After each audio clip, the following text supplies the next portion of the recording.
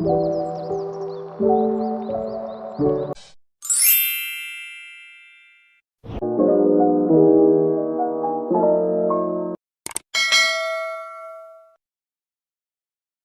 perkenalkan nama saya Betria dari NPM 12 2020 363 dari kelas DN Manajemen.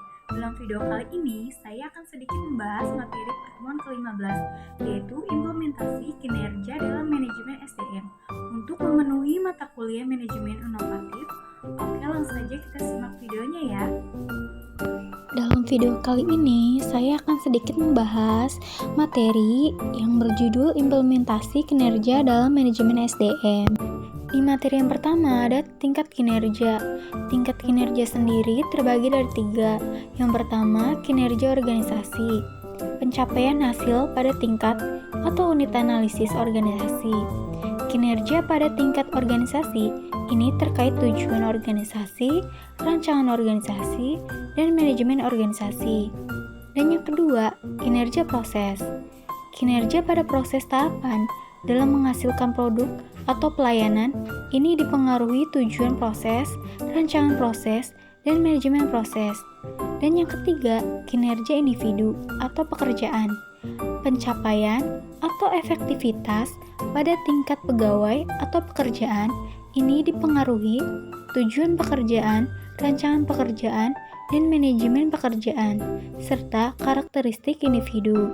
Dalam Rumler dan Brecht 1995. Selanjutnya di sini ada garis besar kategori arti kinerja. Yang pertama menurut Bernardin 2001. Kinerja merupakan catatan hasil yang diproduksi atau dihasilkan atas fungsi atau aktivitas selama periode waktu tertentu. Kinerja sebagai hasil bukan karakter, sifat, dan perilaku. Yang kedua, menurut Richard 2003, kinerja sebagai hasil yang juga terkait dengan produktivitas dan efektivitas. Produktivitas merupakan hubungan antara jumlah barang dan jasa yang dihasilkan dengan jumlah tenaga kerja, modal, dan sumber daya yang digunakan dalam produksi itu.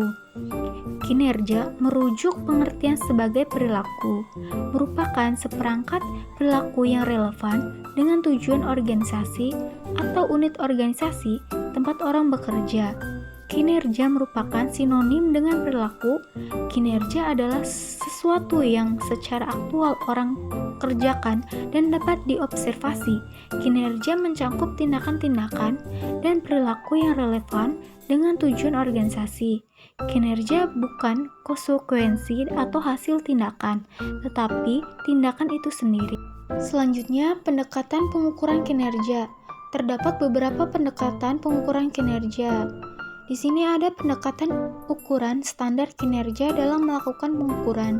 Yang pertama, pendekatan personality traits, mengukur kepemimpinan, inisiatif, dan sikap. Yang kedua, pendekatan perilaku, mengukur seperti umpan balik, kemampuan presentasi, respon terhadap komplain pelanggan. Yang ketiga, pendekatan hasil, mengukur kemampuan produksi, menyelesaikan produk sesuai jadwal, peningkatan produksi atau jualan. Selanjutnya, aspek pengukuran kinerja.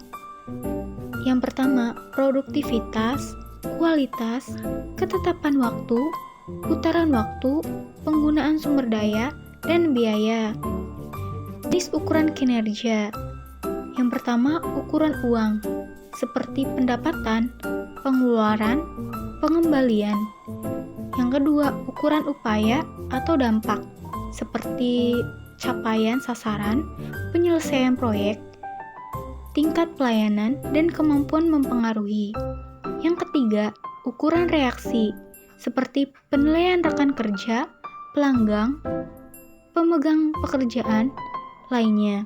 Yang keempat, ukuran waktu, seperti pelaksanaan kerja dibandingkan jadwal, batas akhir, kecepatan respon, jumlah sasaran. Selanjutnya, ukuran kinerja dalam dimensi kualitas. Yang pertama, kehandalan. Yang kedua, daya tanggap. Yang ketiga, kompetensi. Yang keempat, akses. kelima, kesopanan, keenam, komunikasi, ketujuh, kejujuran, kedelapan, keamanan, kesembilan, pengetahuan terhadap pelanggan, dan yang terakhir yang ke-10, bukti langsung. Selanjutnya di sini ada definisi kinerja. Menurut Drew dan Beer 1981, kinerja pencapaian hasil. Menurut Interplan 1999, kinerja terkait operasi, aktivitas, program, dan misi organisasi. Menurut Murphy dan Cleveland 1995, kinerja kualitas perilaku yang berorientasi pada tugas dan pekerjaan. Menurut Stoner 1978, kinerja fungsi dari motivasi, kecakapan, dan persepsi peranan. Menurut Bernardin dan Russell 1993, kinerja pencatatan hasil-hasil yang diperoleh dari fungsi-fungsi pekerjaan atau kegiatan tertentu selama kurun waktu tertentu. Menurut Handoko, kinerja proses di mana organisasi mengevaluasi atau menilai prestasi kerja karyawan. Sedangkan menurut Gibson 1990, kinerja seseorang ditentukan oleh kemampuan dan motivasinya untuk melaksanakan pekerjaan. Selanjutnya ada indikator kinerja organisasi. Yang pertama, performa harus mengarah hasil dan semangat untuk menghasilkan nilai. Yang kedua, harus dapat diukur sehingga input dan output dapat dikuantifikasi. Yang ketiga, unit dan personel yang diukur kinerjanya harus memahami metode penilaian dengan penjelasan minimal. Yang keempat, hasil penilaian dapat dikomunikasikan segera. Yang kelima, tersedia mekanisme penghubungan hasil penilaian kerja dengan feedback dan learning. Yang keenam, terhubung objektif dengan kebijakan insentif dan kebijakan pegawai.